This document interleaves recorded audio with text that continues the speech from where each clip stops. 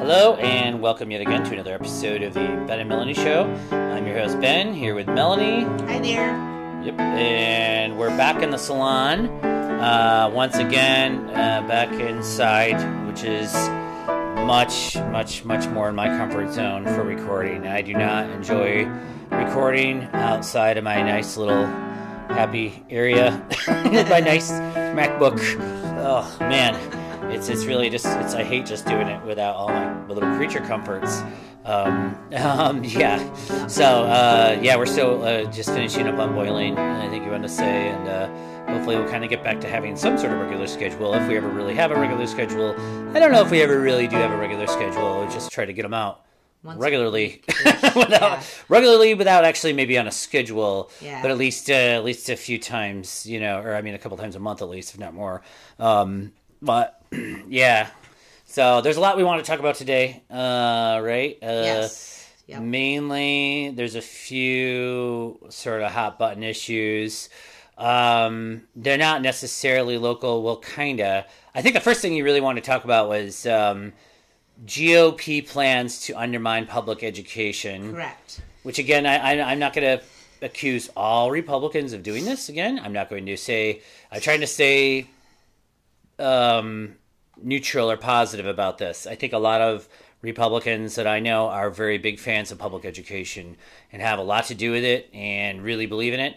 So I'm not where I don't think that's true. Like, wouldn't you agree? I mean, like, we don't think that everybody who's on the GOP side is in line with us. No, but mainly I'm going to be talking about the leadership in the GOP. So what their platform is changing to. Well, I think the leadership in Michigan, right? Yeah.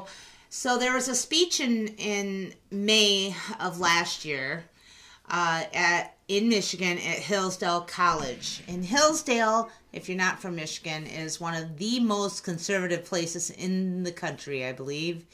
It's very conservative there. Anyways, there was a big speech. I would have to say probably. Yeah, it was a speech by Florida Education Commissioner Richard Corcoran. I was going to say really quick about Hillsdale. I like Hillsdale, too. I've been down there multiple times. It's a really beautiful little town. But it is disturbing that it does seem to be the center of libertarianism in the state, if not the country. Mm-hmm. It is disturbingly, it's not, I don't know if it's rednecky exactly, but it's sort of this weird sort of Republican elitism exists there. They get a lot of funding. Hillsdale Community College, I guess, is a super, super right-wing think tank almost. They get a ton of funding, right, from the DeVos family. Yes. Sorry, that's my little aside just to explain that. But, yeah. And we all remember that Betsy DeVos was the education secretary, and she was very pro schools of choice vouchers. And what those really do is give money to their political friends who own the charter schools. And funnel money away from public schools. So what they're trying to do is get as many students out of public school into the charter and school of choice, private schools, which are very possible. I think they have very limited success rates. They do, and they don't realize that it's not really popular among regular people. Yeah, I don't think I can't think of any charter schools around here who have good reputations. Right. I'm sure there's private schools that have very good reputations. Right, but they're that would expensive. Consider that to be a very different classification. And the vouchers would not actually cover the expenses of a private school, first of all. And secondly, there's not enough seats for the amount of people are moving away. Yeah, we can't all just be rich and send our kids to private school. Right. So I think that what they're trying to do is undermine and underfund public education so much that it destroys the system of public education, which I don't really know what their end game is there, other than polls have shown that the lesser educated you are, the more conservative you will be, which may promote or benefit them. But I don't even think that's it. I don't understand at all what it is. I think they just see education as I don't know. I'm just speculating. I feel like perhaps they just see education as a big public funding hog, and they just don't want to publicly fund things in general. Mm-hmm. But for me, historically and from a sociological perspective, it is dangerous to have an uneducated populace The reason why is because they are more easily controlled. Usually the control is not a fun thing. It's like you could get a totalitarian leader taking over, or for example, you could just become the servant class to a bunch of the kings and queens, basically. You don't want this. You want to educate that's pure fantasy in the United States. They're living, if billionaires actually think that'll happen here, they're living in pure fantasy. The United States is one of the highest literacy rates historically in the world. Like, everybody could read here historically. Not everybody, obviously, but a large percentage compared to like Russian serfs or European peasants. The population of the United States in the 1800s was highly literate. Mm-hmm. Even like blue collar workers, miners, people like that could read. They could read pamphlets on Marxism, for example. They went to plays. They read Shakespeare. That actually was really common. Hell, watch the show Deadwood. That teacher in Big Rapids there, the professor, he got in a lot of trouble for quoting that and got fired for quoting it. But that show had some truths in it that people don't want to remember, or they don't know. I don't know. But the population was very literate historically. The teachers were a big part of our society going out west. Mm-hmm. And people, I just don't think they quite realize that teachers and the educators were such a big part of American, the history of America, actually, and such an important part. And I think that the billionaires who might believe in what you're saying, like, oh, we'll just be feudal lords and uneducated people can just wait on us. Like, that's just not going to happen in the United States. It's just not. Like, people here are just too savvy. Like, if they're told not to read, they're going to read it. You know what I mean? If they're told not to do something, they're going to just do that thing. That's true, but if public education is taken away, a lot of poor families in this country can't afford a private school. What about going to work, too? This is also going to kick them in the butt. They need their workers to go to work, and the only way that workers can go to work is if their children are in school, because many people can't afford all-day daycare either. I know. So they're kicking themselves in multiple directions, like they don't understand what they're doing. But I still am for an educated populace, because if the less literate and less educated people are easier to sway and make them think divisive things, which is actually, and easily distracted, I think, by mundane things and not actually knowing what's going on by actually critically thinking about it and being able to read. Like in history too, people couldn't even read the Bible. Well, it was years ago. Discerned for them. It was they were not allowed to read it. Right, correct. Yes, they were not allowed to read it until Luther and all that. Yep. Martin Luther, right. Yeah, they kept it under wraps. Only priests could read it, and they were allowed to interpret it, and that was it. This was a special priest class that was just doing that, right? But I know, that's ancient history, though. Now, that's so far... That's so far before the founders of this country. You know what I mean? I think that that's just back and back. That may be, but I think that idea is still in governments in the world that are kind of totalitarian governments, for China, who likes to control the information their populace gets. No, I get it. It is definitely in Russia, obviously. Russia too. Yes. They believe in controlling population. They could give a shit less about the internet, probably. Mm-hmm. Apparently the internet apparently is a very Western thing that everybody has been taking for granted, and Russian citizenry does not have it now, I don't think. So I guess what I want to say to people is, I know there are many people even locally that are complaining about critical race theory and things like that at school boards, and people that want the Bible in school and all this other stuff, but we got to realize, okay, we want the public schools to teach equally. Critical race theory, let's be clear, is not taught at K through 12 level. No, it is Critical not. race theory is like a graduate level. People don't seem to understand that either. It's like a graduate level theory. They're not teaching it till I don't even think it's taught in undergraduate classes. No, is you it? would It's have to choose to you would have to choose to take that class. Take that class in a high level college class. Yep. You'd have to have like a degree in like race and American studies or something like that Right. at a high level, and be writing like a thesis about it or something to even get to that point. Right. Like it's not. That's the massive misconception about that. It is, just for starters, it's not being taught to anybody. You know, Nope. kids are being taught that race exists. You know, because even though like there might not be it's so much of a genetic component to race, it does exist from on the sociological level. Right. It exists in people's minds, so it is real. Therefore, the kids should be taught about it, and that maybe is the thing that bothers people. I guess like Yes. they're being bothered by race being anything about race being taught. I guess. Right. Okay. And anything about race being taught is not going to make your kids hate themselves because Yeah. they didn't do anything. They're learning about history. These are being spread like by malicious Facebook memes. Yes. I think like they're like some of these things. I've seen some of this. I can't even think of anything off the top of my head, but I understand like some of this stuff's just bullshit. Yeah. Like white kids aren't being taught to hate themselves. No. Like that's, And people of color don't want white people to hate themselves. What we want everyone to do is see what had happened. Please don't repeat it. That's it. Let's change our institutions so they're equal to everyone. Everyone Yeah. has equal footing. Everybody gets equal stuff. Great. And then we don't want, everybody should just have equal access to education, Yeah, housing, and, right. and Yeah. food. just at a Food human security. level.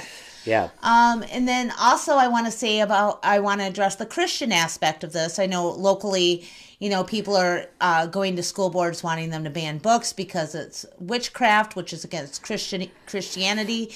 And I want to make this point. There is a separation of church and state. Christianity is a minority in this country. So there are many other religions, not picking on any particular one, of students that are in that school that have the same rights as your children. And I think that why they made that part of things in our government is that you can have your child learn their ABCs and their math and whatever, and then you can separately educate your child on whatever religion you are. That can be Right. separate. It does not have to be with all the other teachings that they're doing. Well, that's the So that idea it of can- separation of church and state. So really, the idea there, I think, originally, well, like you just said, I mean, it's protecting the church from the state. Yes. Like it's not the other It's- way around. yeah. Like it's that people are very confused by that. They rule. don't understand They don't that. understand the state will tell people what to believe. Right. If you don't have that separation. Right. And that's And- what happens in many, many countries. And so why we don't teach the 10 Commandments at school is because that is a Christian ideology. And there are Christian schools locally, lots of them, that Yep. if you are really wanting your child to participate in learning religious ideology along with their regular ABCs, that's fine. That's when you have the choice to do that either at home or send your child to a religious institution like Catholic schools. Does this have to or do with like whatever. a bigger issue, like in the psychology of Americans? Like, do we have to control? Because like somehow I feel like if we let our kids read a book that we don't approve of, they might not want to go to our church anymore, or they might not want to do the things that are crazy that we do.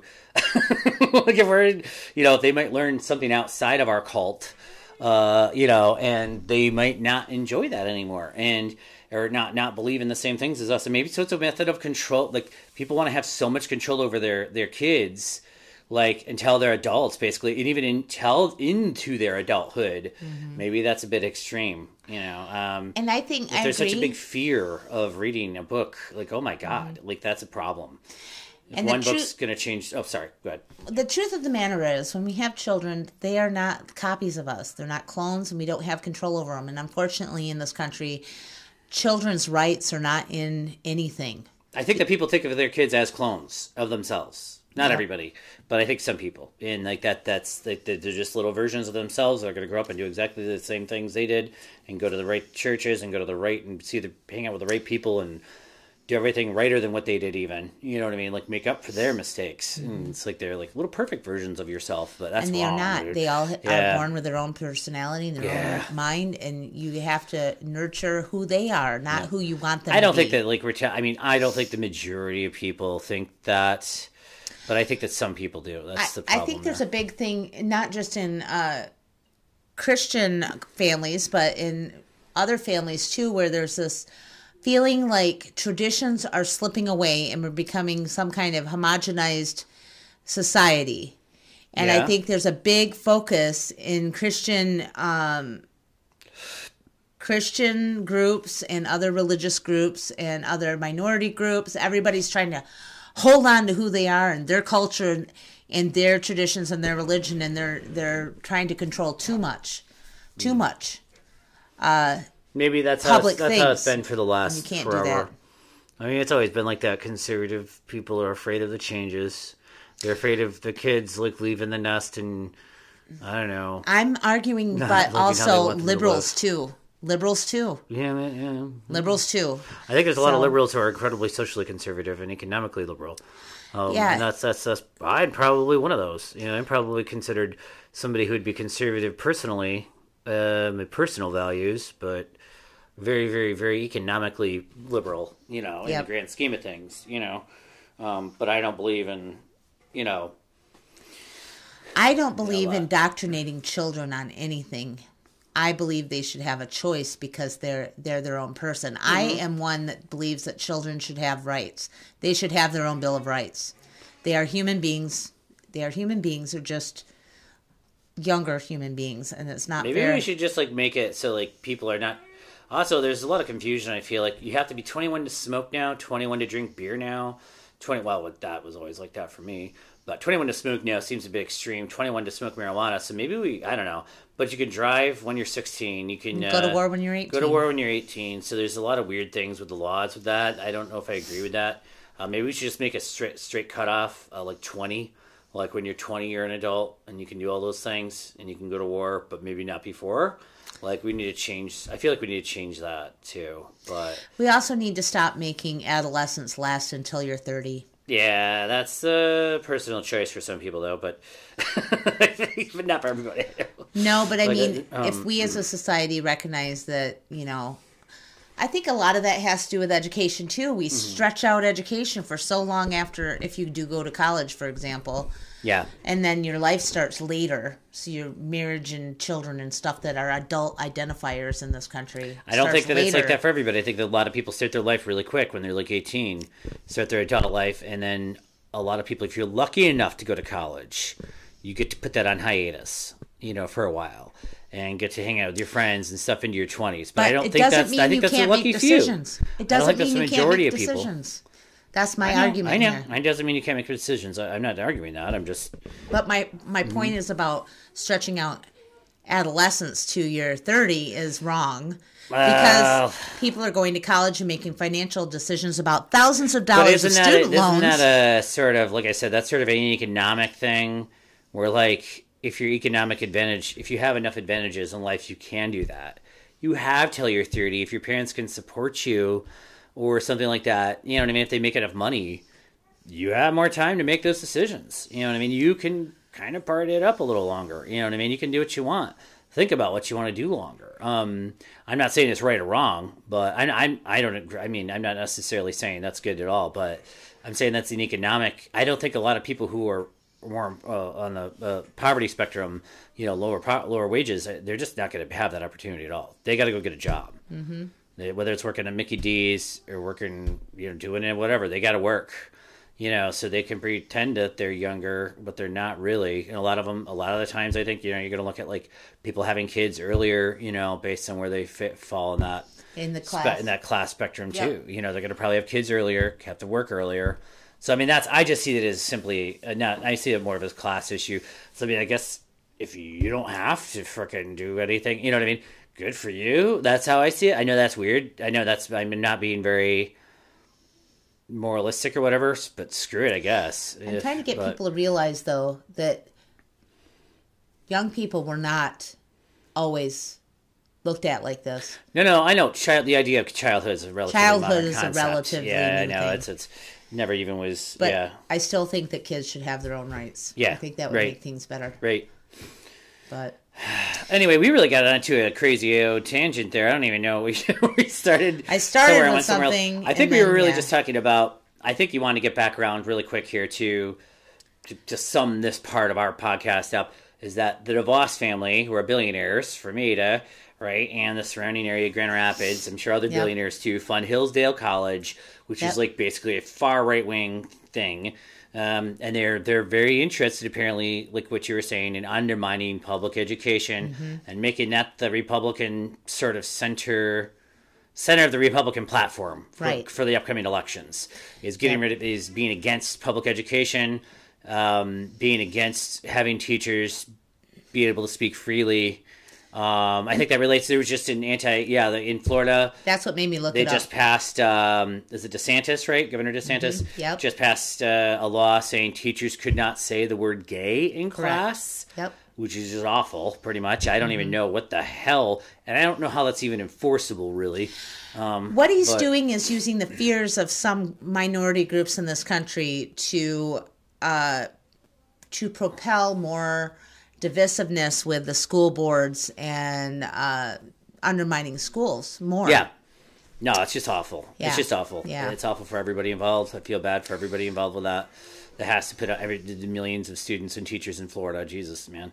That sucks. And hopefully other states aren't going to follow behind. And I'm sure that Michigan would be right on the bandwagon if we had a Republican governor right now, which we luckily do not. But so we need to, my point being here is I hope people will think twice about public schools and that we need them, especially out here in rural areas. There's a lot of poor people that have to work, man. How are they going to... Books are their window into the world. Yeah. That's the key. Like, books through school. Getting literate and reading books from a school library. Hell, man, and I was thinking about it when I grew up. If somebody told me I could not read a book and it was banned, I bet you me and some of my friends would all be reading that book in the school, in public, just to spite them.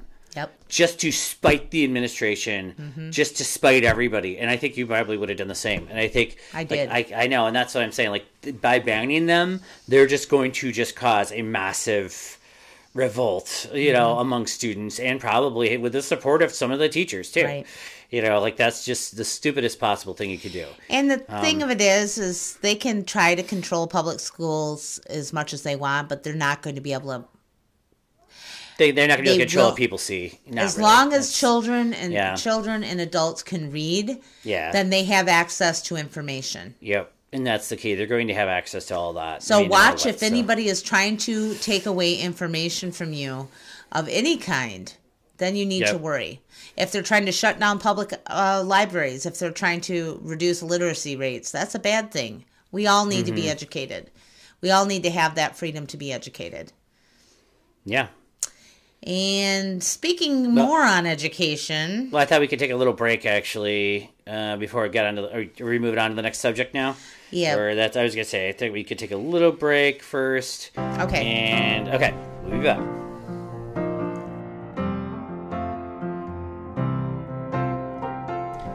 And we are back. I think we just want to, in relationship to schools here... we really wanted to talk about school meals and how great it's been for the past couple of years, because every single kid, if you have kids, is getting school lunches for free in the United States, I believe, right? Yes, it's part of the pandemic. At least in most school systems, I guess all of them, yeah. And they are apparently doing away with that starting in June, so just going to go to the end of the school year. Which is totally messed up. So again, I'm going to say this. Okay, I read a long article on NPR about this. And what happened is Congress didn't approve the money to continue the pandemic relief to the schools, for the school lunch program to go through the summer, for students not to have to eat in congregate seating. So now they have to feed kids on buses if they do qualify for reduced or free lunch. It's not going to go out to everybody. The quality of the lunch is going to go down because right now we're dealing with insane inflation, and so is the school board or schools. And so they're going to have to purchase food that maybe isn't as good, because they were saying that during the pandemic they were able to buy more vegetables, quality things. They could get it in bulk, right? Yeah, so and now that's possible for them to do it. Yeah, not going to be able to do that anymore. And so this is going to have a huge impact on students who are not getting enough meals at home or enough food at home. For poor kids out in rural areas like where we live, this is a very important program. Yeah. And then what's going to happen next year is schools will have to take from their education funds to try and buffer the student lunch program, and then that's going to make the quality of education go down, and then thereby, helping the idea that we don't need schools anymore if it gets bad, and why would you want your kid there, right? Yeah, and I also wanted to say, well, I was thinking like this a little bit. I'm like, well, who cares? It's like, what is it, $20 a week? That's like, no, I mean, to most people, that's like no big deal. But then, I mean, just bear with me. 20 times 4, so it's $80 a month times whatever, 12, I guess. What, 900? All right, we'll times it by 9 because there's 9 school months. So, yeah, that's 80 times 9. So we'll say $720 a year. Per child. You are probably saving. And that's a big deal for some people, and it's and not just some people, a lot of people. Anybody really could use that much money a year extra, and there's absolutely no reason the government can afford this. Yes, this is not an expensive program as far as government programs go. Correct. This nowhere is near any like the latest jet fighter or aircraft carrier, right? So, this is a good deal. It's a good bang for their buck, right? And they're actually supporting the economy because this money is going directly back into food growers' hands, and it's supporting everything like that too, right? Yep. So, anyway, keep going. Yep, and it increases the health outcomes for Americans in general, even as adults later. If children get good nutrition when they're children, they can live longer and be healthier adults. Yeah. And as we all know, during this COVID pandemic, obesity is one of the things, and diabetes is the other thing that you could have, and if you got COVID, could kill you. So there's that too. So I don't understand what the reasoning is behind doing that, but I think saying that obesity is coming from the school lunches, or are you saying no? That it's, I'm saying if you have from not having school lunches, having school lunches, okay, not being able to have enough meals. I don't at remember home. my school lunches being low fat when I was a kid, but that's probably changed. I don't have any idea. Not being able to eat when you're poor, or only being able to eat Doritos because that's cheap and local. Eat sweets and pop and stuff. Yeah, you're going to get obese and diabetes just from eating the dollar store food, which is basically chips and pop and candy. Yep, I get it. Yep. And school lunches at least will be providing some sort of nutrition. There'll be some vegetables in there to decrease the amounts of obesity and diabetes as adults. Yeah, I get it. So I'm making so I don't understand why they did this, because this is a very popular program across the country. And even, I'm going to be honest, I'm on a lot of parent groups, on Facebook and stuff, and there's a lot of middle class families that were like, "This is awesome. It's awesome for everybody." It helped them out too, because if you're on the lower end of the middle class, you're struggling every day too, just the same, and so it does help. Yep, every bit helps. So I hope people will put pressure on their legislators to develop a bill where they can fund this before next year. Yeah, call or write your representative in Congress. Actually, I think we're going to do that because this is important. They need to not just let this one slide. I mean, they don't even have anything else attached to it. Just pass this. Yes. And they had studies proving that this brought a lot of children out of poverty. They got to be able to have 3 meals a day. That's amazing. Yeah. More than ever before. And we can't fail our children. We cannot fail our children. They're our future, for real. I'm not trying to campaign, but seriously. Seriously. So it's our responsibility to take care of them. I know. So help us out, right, representatives. Melanie, you should run for Congress. All right. Anyway, let that lie there. We're going to move on to the next topic here. I think I really just wanted to talk about, there's a couple more things at least I want to talk about today. One thing was just the massive inequality in our system when it comes to the COVID pandemic. I I am not going to name names here, but I just am familiar with a situation in which a couple people had to go to work, even though they caught COVID. They had no choice because they had to pay their bills, you know. Then they ended up getting sicker and sicker. One of them ended up hospitalized. I'm not going to go into details. Yeah, and it was primarily because this is America and we run it like Victoria in England, and miners got to go in the mines and work even if they're sick, apparently. It is bullshit. Our system is completely and utterly fucked sometimes, I believe. This is, like I said, a personal, it's not a quantitative study or anything. This is a qualitative experience. So this would be a personal, subjective experience. But yeah, people are working, and even though they have COVID, the essential worker people, you know, they're going to work no matter what because they have to pay the bills. There's no unemployment for them now. There's no fallback. They have to have food. They have to have gas. You know, they have to pay the rent. They have to pay the rent. They cannot not. And anything, if they miss some time at work, they get hospitalized, they're done. They're on their ass. A lot of places why are people living that close to the edge? Right. You know, why in a first world country, in probably the richest country in the history of the world, you know, why are people living like that? You know, like it's literally, like I said, I only compare it to like Victorian England. You know, it's just like with policies of survival of the fittest. I mean, it's insane. It's like what they did to people during the Irish famine. You know, like they're just like, go get a job, lazy Irish. You know, it's really shitted up. It's almost like racism towards poor people. Yep. Really is what it is. It's like a version of racism. It's not racism, honey. It's classism. Yeah, I know. I get it's classism, but when you say classism, everybody just rolls their eyes. I feel like in our society, they're like classism. So last century, you know, racism's the now, and I guess that I'm trying to like differentiate. I'm trying to get that like this. There has to be like another word we could use other than just classism. You know. Anyway, yeah. So this really happens to people right now. Discrimination against poor people. Discrimination in the system against you if you're poor, because this is America, and fuck you if you're poor. Basically, it means you're a failure and you're a loser and you need to die. Yep. And that's basically. And might I think add, that's fucking bullshit. I'm going to tell a truth tale right now that it's more expensive to be a poor person than it is to be a middle class person. Why? Because you pay more.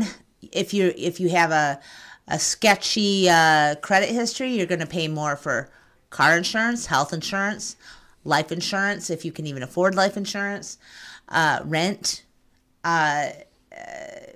You know, if you get in trouble with the law, you're going to have fines, a whole bunch more fines. If you can't afford your car insurance and you lapse it, you're going to pay more for car insurance. It is extremely expensive, both health-wise and financially, to be poor. Yeah. And people are like, why can't they just get a job and get out of it? Because it doesn't work like that. It's amazing to me, too, like how many people are unforgiving of other people's mistakes, but they'll make their own mistakes, you know, like... And they'll want to be forgiven for their own bullshit mistakes that they make, but they're incredibly unforgiving when it comes to people who are poor, quote unquote, poor and lazy in their mistakes. So yeah, if you're poor, you're probably more likely to do drugs because you're fucking poor, and you're more likely to do drugs because you need to escape out of your, you know, poverty. You can't go on vacation. You can't go on vacation. You can't afford it. You can't fucking, you know, you can go on a heroin vacation now. Yeah. So like that's what you can't afford, and that's. I mean, that's a hard truth maybe, but. You can, and so like that's something that also leads to a more vicious poverty cycle, obviously. Correct. But anyway, we need to show forgiveness to people for that, not just puritanical moralizing. I just don't understand where people get off, because so many people have made so many mistakes, especially like when they were teenagers and stuff. They did all kinds of things, drink and drive, you know, done stuff that like, and then yeah, sure, maybe they made it through unscathed. They made it through that period in adolescence alive and fine. And then never got into trouble, never got caught, nothing ever, you know, happened to them. And then fuck everybody else who did get caught, though. You know, fuck them. You know, they need to go to prison. And that's really the difference in my mind. Everybody does shit like that when they're teenagers, at least. You know, everybody does crazy ass shit. but it's just the difference between the ones that get caught and the ones that don't, essentially. And I hate to be like that, but I am, actually. I really feel like that's bullshit. When we're like hating on people who, they might have made some bad decisions in their life. They might have done some drugs. They might have, but they're working their asses off just to survive, Yeah, that's one of the parts that makes me so mad is when they try to make poor people and minorities and make them out as lazy. I know. Poor people are some of the hardest working people I've seen, okay? They work more hours, harder. That's the truth of it. You don't work. It's hard work. It's not easy. You got to work smarter, not harder, right? That's the hardest workers end up just, like the biggest, strongest miners in the coal mine, right? Like they just end up old and poor. And broken. And then the people that own the mine are the ones that end up just fine. Yeah, because they're doing all their work out in the sunshine on the golf course. The miners, the working, the workers are making them the money. Yep, and that's how it is in every industry. It's not just, that's just an example. In order to keep that going, for them to make all the money, we got to keep this idea of the lazy person that you don't want to be. To get fire under their asses so they work even harder, and then they can burn themselves out. But then you can replace them with their kids. Yeah, and then, you get them to wear T-shirts that promote it that say, work hard, play hard. Work more. Yeah. Hustle. All that stuff. Yeah. That's all popularizing it, and it's baloney. Just like they popularized the idea of an essential worker. Oh, you're so essential to me. That reminds me. Well, I think we talked about this. Did we talk about this last week, what Kim Kardashian said? Yeah. Yeah, maybe we did. Did we talk about it? I'm not sure whether we did or not. It's the quote that she just said, something about, like, if you want to be successful as a woman, you just have to work really hard and work your ass off. And coming from her, she's like a billionaire saying this. Like, that's completely... I don't think she's ever... it's not like she's ever had to, like, scrub a floor or clean a toilet in her entire life. She doesn't know what that is. She doesn't know what working hard is. No. I mean, not compared to, like, an average person, anyway. It's really ironic. And I'm sure there's lots of other rich people that would say that. Work really hard, and you'll move up, and you'll become a billionaire like me. Work really hard at inheriting as much money as possible, because that's what they actually do. Or you can marry really rich and just get divorced and get a lot of money that way, too. That's an idea. Yeah. Yeah, anyway. So, that's not how the system...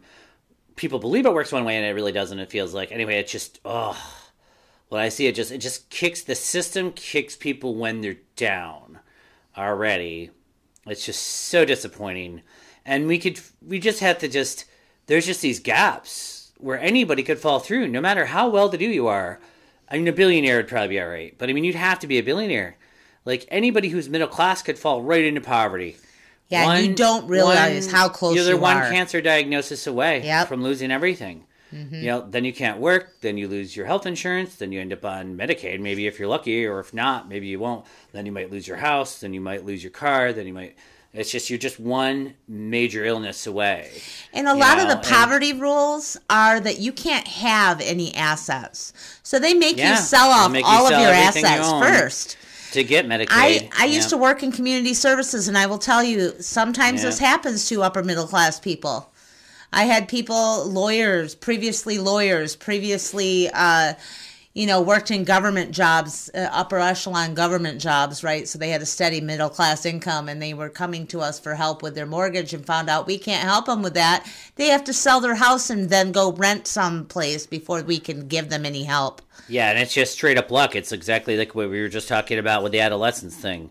Everybody's alive on the planet. It's just dumb luck. Yep. Like every day, there's a bunch of dice that are getting rolled for you. Yep. And hopefully none of the dice come up as a, severe illness or fatality, and you never know. No. It's just dumb luck. Yep. A lot of the time, you cannot control these things, and all our government needs to do is just cushion that fall. Right. That's, the public programs are there just to cushion it. They're not there to save everything or save everybody, but just a universal healthcare system. You know what I mean? That would just cover people when they're sick and stuff like that. And also universal sick leave. Right. I think it's just key. Just everybody gets a couple weeks of sick leave a year. That's all. Or paid family medical leave. I listened to something on that. I listened to something on that. They did when sick leave actually before anybody had sick leave, they instituted sick leave, and they gave them like 14 days or something like that. And then they found out the more sick leave days that the employees got, the less they used. But if they didn't have any or only had a couple, then they were missing more time at work. Oh, yeah. There's some sort of study where I think it's a very, very old one. Yeah. I can't remember where the heck I read that either. But like it was something about firefighters in, Boston or somewhere. Maybe it was New York. Anyway, a long time ago, they used to have unlimited sick leave. And it's surprising, but most of them didn't use their sick leave then. But then when they limited their sick leave, everybody used up all their sick leave, like all the time. Like they just use it every single year because apparently it wouldn't roll over or whatever. Yep. So then they would just call in sick no matter what, then use that shit up. But when they had, like in theory, when they have unlimited sick leave, they didn't call in nearly as much, which is really interesting. I guess it's an argument to be made for unlimited sick leave, but I don't know that'll ever happen in our lifetime. But I think it's also.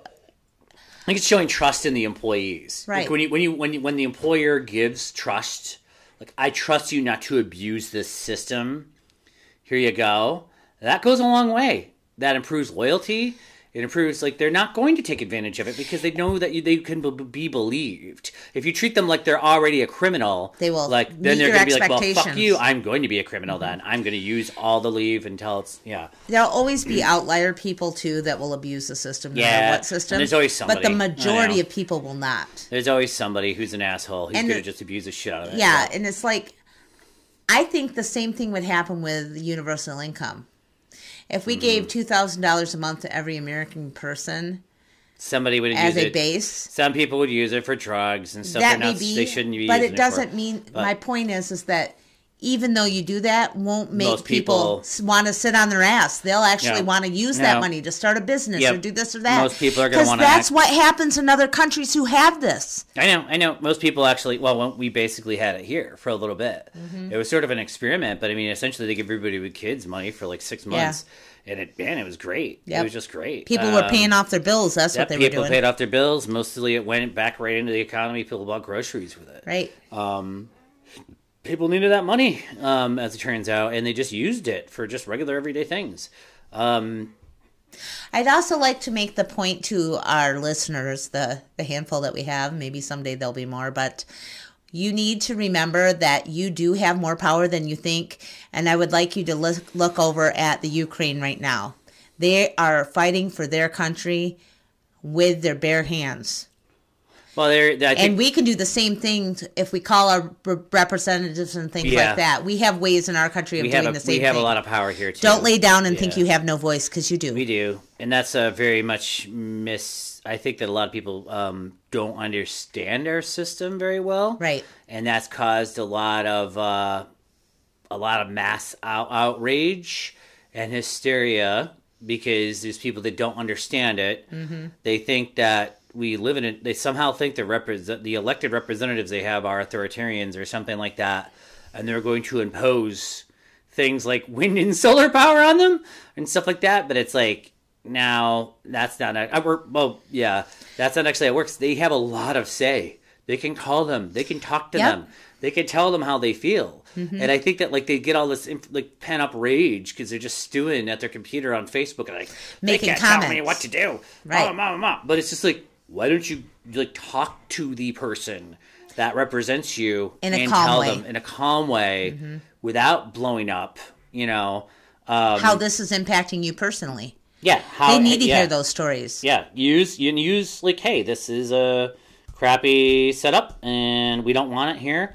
And this is how it's impacting my community. Yep. And I want to make the point, too, that even if you're a Democrat in a sea of Republicans, or you have a Republican representative and you are a Democrat, they will listen to you if you write them.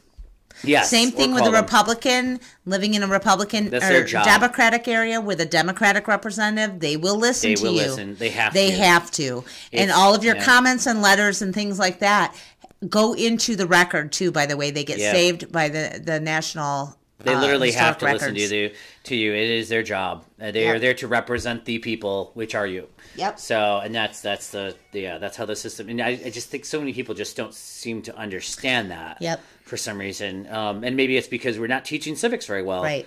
In school, that's probably it. But so next time you want to make a crappy comment online, write a letter Write a letter if you really want it to change.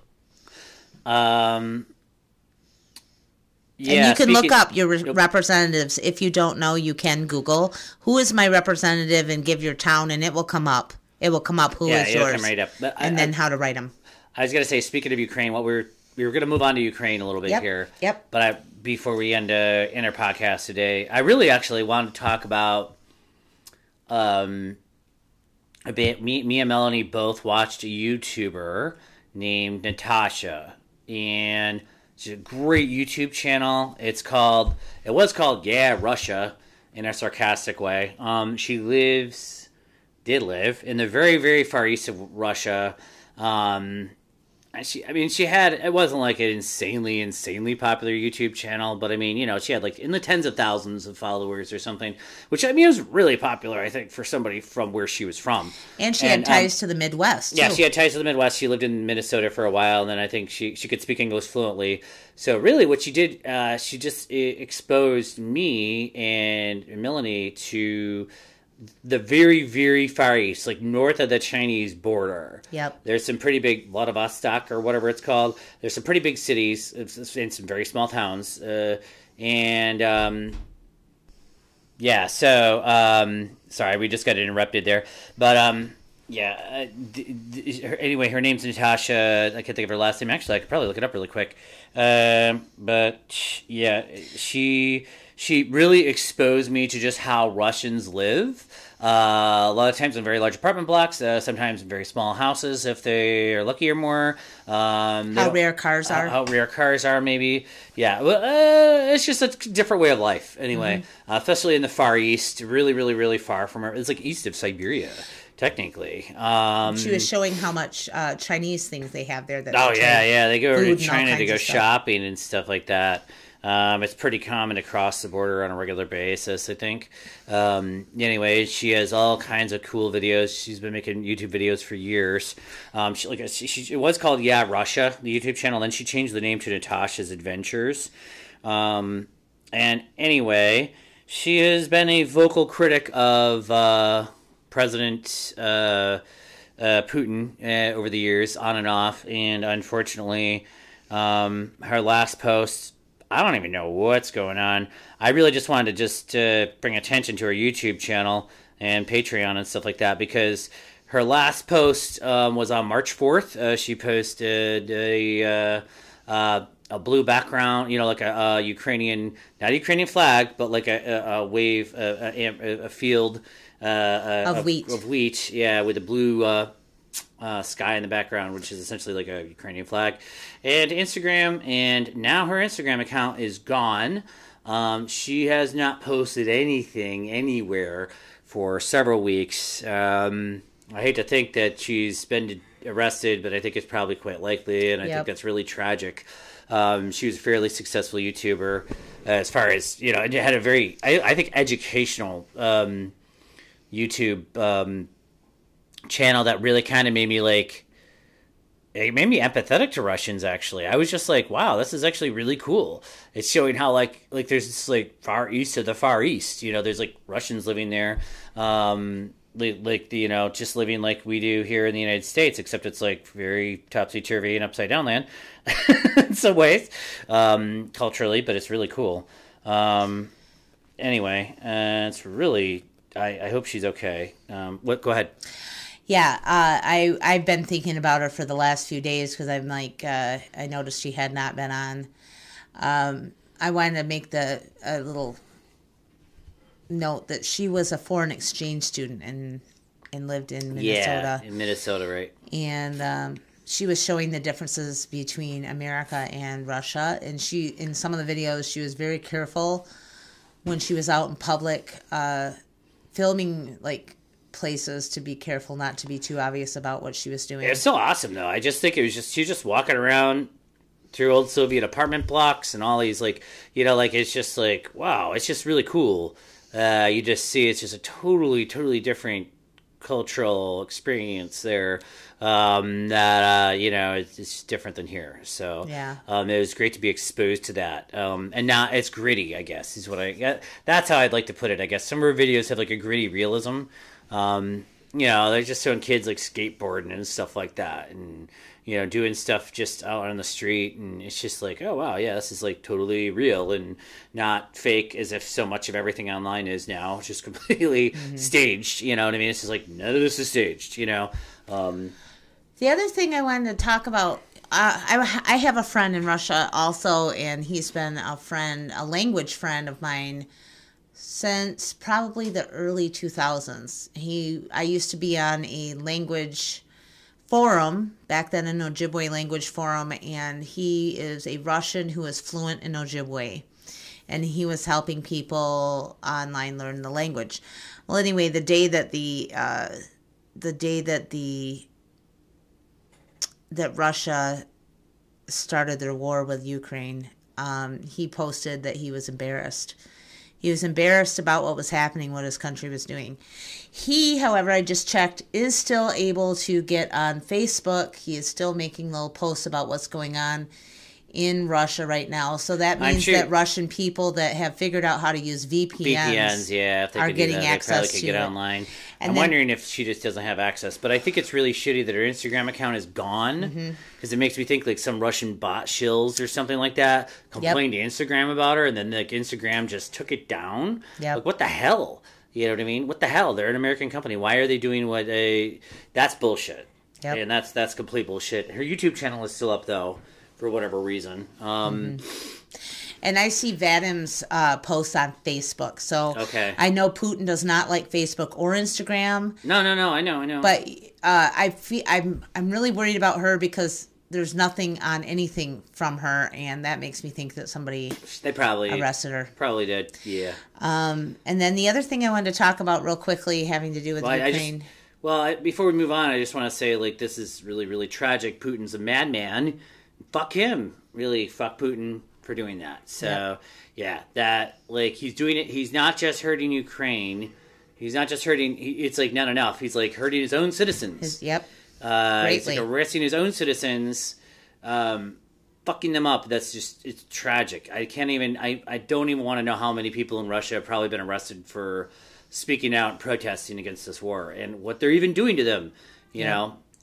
And that brings me to one other thing I just wanted to briefly mention, is that Arnold Schwarzenegger made a video and posted it to Twitter, talking to the Russian people, trying to get the word out about what's actually going on with the war, and trying to get them not to listen to the propaganda that was going on inside their country. And I just wanted to say that I did watch the video. I think he did a great job at trying to get the Russian people to know. It's a very heartfelt video. I agree. Yeah. I think everybody... I don't know. I was talking. It seems like everybody saw that video. It seems like so. I mean, I know what you mean. I don't think we need to like announce the Arnold Schwarzenegger video or anything to anybody. No. I think everybody's very well aware of that him when he makes a video and does something. So, but you know, he doesn't need us to plug his stuff. But that's what I think. There. Well, like, but I think it was a great, very heartfelt, emotional video. So, yes. Yeah, I liked what he said. Yeah. Well, is that everything for today? We tackled education, talked about class warfare, poverty, healthcare, class warfare. I mean, from the rich to the poor. The rich have declared war on the poor, and Russia. So I don't know. I also just read, one last little thing too. I just read that Ukraine is actually getting people deported. Russia is deporting some Ukrainians. They call it deporting. That's like not a nice way of saying they're rounding them up and taking them places. I don't know. No one knows where they're going or what's going on. It's completely fucked again. Very Nazi-ish. Basically, people online were saying that it rings true. It's a little bit like they used to do stuff that in the old Soviet days. The Soviets would like remove groups that would oppose them and put them in Siberia so they just wouldn't have to deal with them. Who knows? So maybe that's where they're going. But it's still tragedy, and they should not be doing that. Good God. Anyway. I also think that our country should be doing more to get our American back. Mm-hmm. What do you mean? Basketball star that's stuck over there. She's African American. She has been taken by them and is being held and has not been released yet. And I hope our country does more. I was aware of that. To get her But back. I haven't heard anything else about it lately. Yep. Well, yep. she was. They claim that she was caught with hashish oil from a vaping thing, and so that's why they detained her. Yeah, I remember that. But nobody's heard anything. Brittany Greener? Yeah. Greener, yeah. Yeah. She's still there. Oh, she is doing interviews, it looks like, maybe, though. Okay. Yeah, I haven't heard anything else about it. I thought maybe she got out by now. Oh, she's stuck there till May 19th, according to this. So basically, she had CBD oil. Yeah. Basically, yeah. Which is so it's a complete bullshit. It didn't even have Yeah, it didn't even have any THC in it. Yeah. Oh my god, that's horrible. So they're just doing that as like a hostage. Yep. Basically. Yep. Yeah. At this point, that's bullshit. So that's where we're at now, taking hostages. It's like medieval Europe. You take our hostages, we take your hostages. We should start arresting Russians, I guess. And no. Yeah. Actually, we shouldn't. We should just offer a general amnesty to any Russian, like this YouTuber we were talking about. Right. And get them out. Get all the intellectual people out of Russia if they want to come. Before they get killed or something. Before they get killed. And you know what? It can only improve our way of life. I think that it is only going to benefit us in the long term. Mm-hmm. So there's a large Russian population already in the United States, and we're going to have more. You know, I mean, that's not going to hurt anybody. And that's I believe in the same thing for Central Americans too. And I don't know why that's so controversial. You know, like but whatever. That's a whole nother subject for another day, though. But yeah, I think that we should just be let people who want to come here and make this place better. So, anyway, did you have anything else you want to say? Not right now. Okay. Well, with that, we're going to wrap it up then. Hopefully we'll be back here in another week or so. We'll see. Depends on the time here. Well, it's been a lot of fun, actually. Yeah. I've had a good time talking today. Yeah, so it's been nice. Yeah. All right. Let us know. Make sure to subscribe and comment, actually. And please review us on all give us any the sort of platforms. reviews on any sort of podcast platforms that we're on. Hopefully we're on the majority of them. I mean, we're going through Anchor, but Anchor is supposed to go out into everything else, kind of. So, but if anybody has any suggestions when it comes to getting our podcast more out there, let us know, please.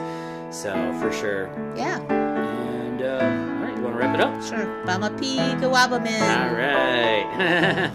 Have a good week.